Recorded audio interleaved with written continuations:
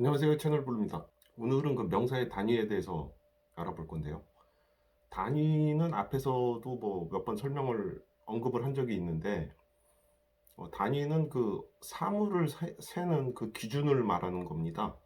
그러니까 단수 명사는 수를 나타내는 그 방법에 따라서요, 수를 셀 수 있는 명사하고 수를 셀 수 없는 명사로 구분이 되죠.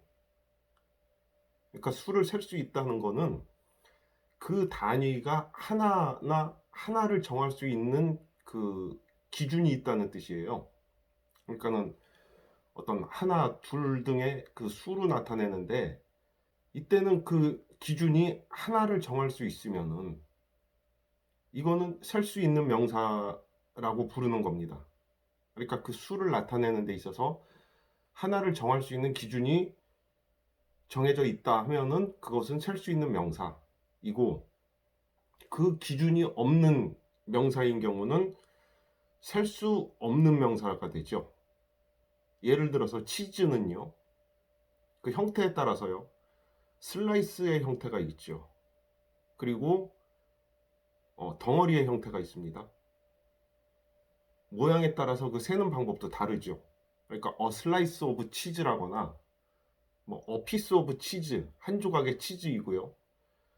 그 우리가 흔히 그 외국 드라마나 이런 거에서 접하는 그 부채꼴 모양인가요? 그런 모양은 이제 웨지라 그러죠. 웨지 오브 치즈라고, 쐐기 모양의 치즈라고 표현을 합니다.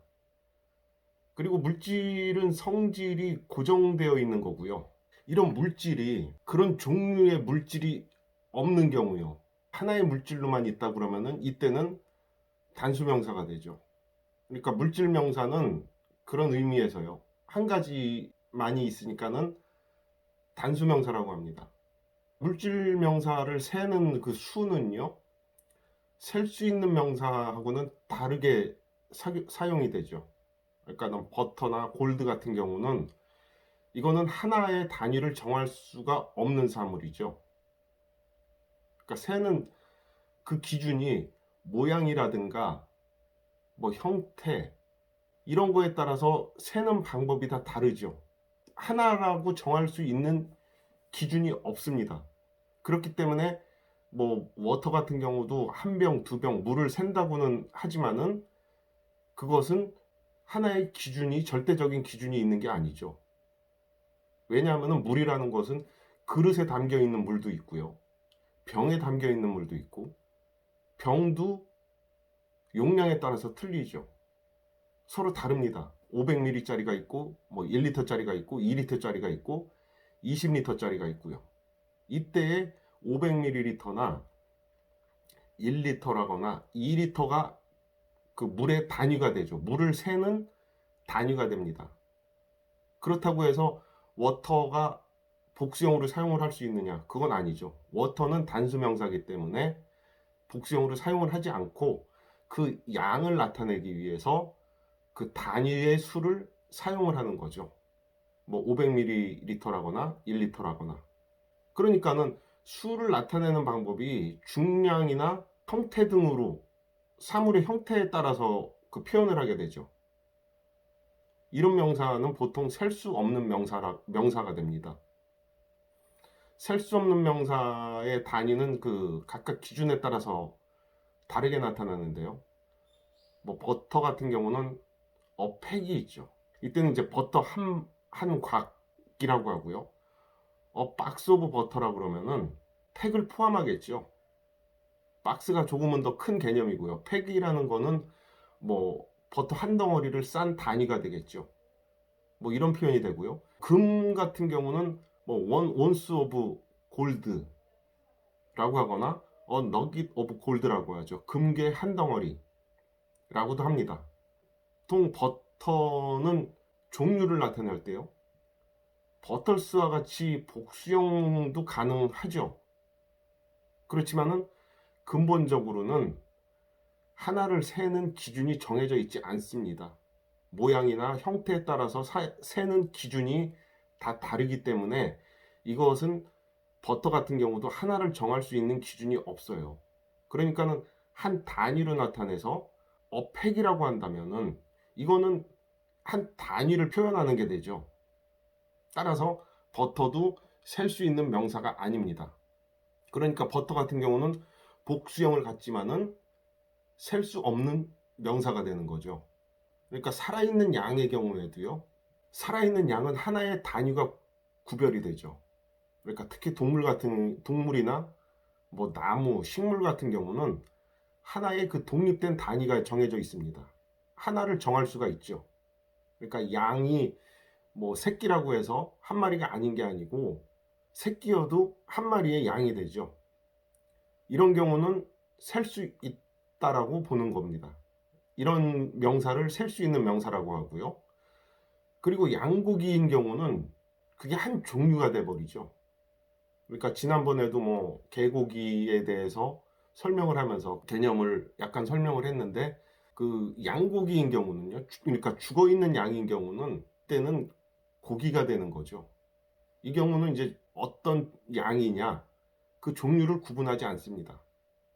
그리고 외국 같은 경우는 보통 이런 경우는 무게로 계산을 하죠. 양이 한 마리여도 그것이 몇 킬로의 양이다라고 표시를 하지 굳이 한 마리라는 표현은 안 하는 것 같아요. 이때는 이제 물질로 분류가 되는 거죠. 양이 이제 죽어 있는 양이라고 하면은요. 이렇게 물질로 분류되면은 양의 무게나 그 체적 같은 거를 사용을 하겠죠. 이때의 무게나 부피 등이 단위가 되죠. 그러니까 단위의 수에 의해서 그 양의 무게를 나타내게 됩니다. 이런 표현은요.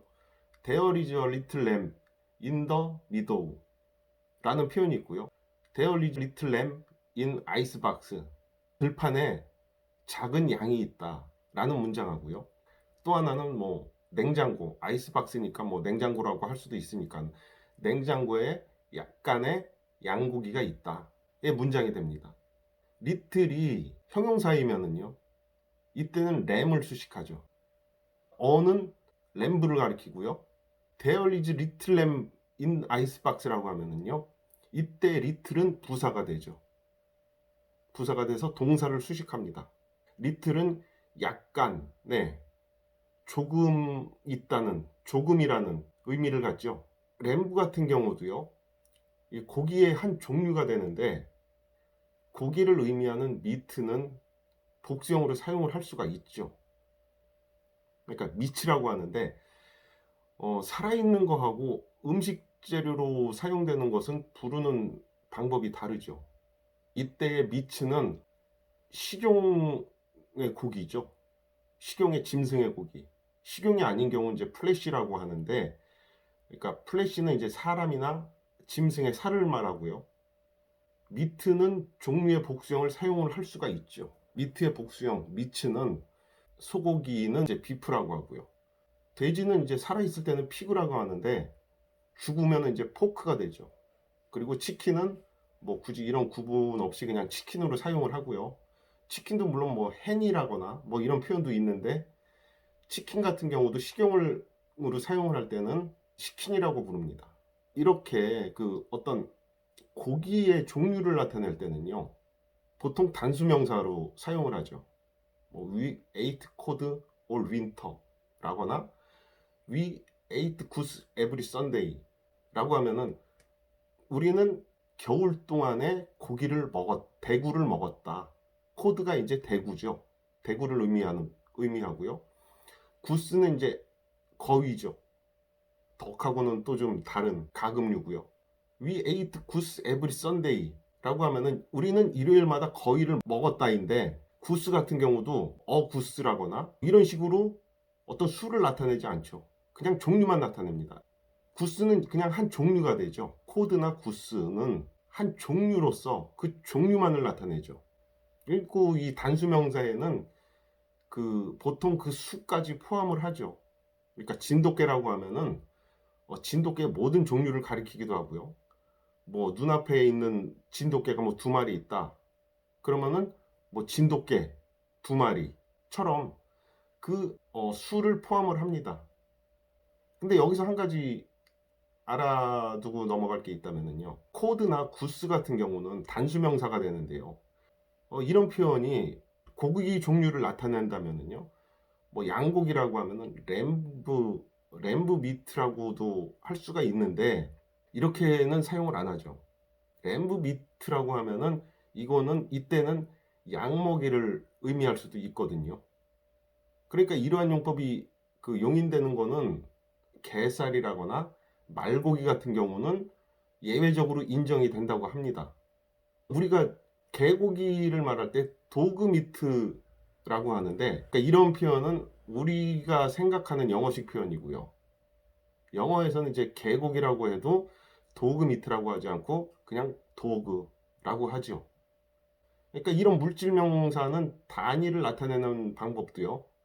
하나나 둘 등의 그 수로 나타낼 수 없고요. 면적이나 무게 등으로 나타내게 되죠. I bought a chunk of beef. 비프는 이제 쇠고기를 의미하고요. 청크라고 하면은 이제 빵이나 고기 같은 그 덩어리를 의미할 때 청크라고 하죠. 짐승이나 물고기처럼 단수 명사면은 하나의 단위가 있을 수 있죠. 그러니까 이런 거는 셀 수 있는 명사가 되고 이와 같이 그 하나의 단위를 구분할 수 있는 기준이 없는 사물이요.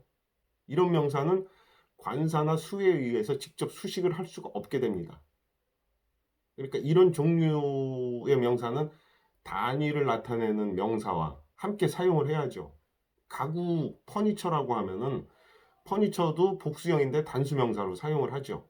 복수형 명사이면서 단수명사입니다. 뭐 어드바이스 같은 명사의 종류인데요. 이런 경우도 가구 한 점을 의미한다면은요. a piece of furniture라고 사용을 해야죠. 이때는 이제 가구 한 점을 의미하고요. a piece of pie라고 하면은 파이의 한 조각을 의미하죠. 이때는 한 부분이죠. 그리고 뭐 같은 그 표현으로 뭐 a piece of charcoal, 그러니까 한 조각의 숯에서 떨어져 나온 한 조각이고요. one ounce of gold라고 하면은요, 1온스의 금처럼 이렇게 단수명사나 복수형의 명사는 수나 관사의 직접적인 수식을 받을 수 없죠. a piece of advice 하고 many pieces of advice처럼 표현을 해야 됩니다. advice 같은 경우는요, I gave him advice instead of money. 나는 그에게 돈 대신에 충고를 해 주었다. 충고를 했다. 라고 하는데 이런 문장은 이제 부정관사를 사용하지 않은 문장인데요. 우리는 그 부정관사를 사용하지 않으면 약간 그 어색한 느낌이 드는데 실제 영어에서는 부정관사의 사용이 이렇게 절대적이진 않죠. 그리고 우리는 그 부정관사를 그 약간 관성처럼 사용하도록 배웠는데 이렇게 부정관사를 사용하지 않는 용법도 많습니다. 이제는 부정관사의 그 어떤 관성적인 부분을 벗어나야 하지 않나 하는 겁니다.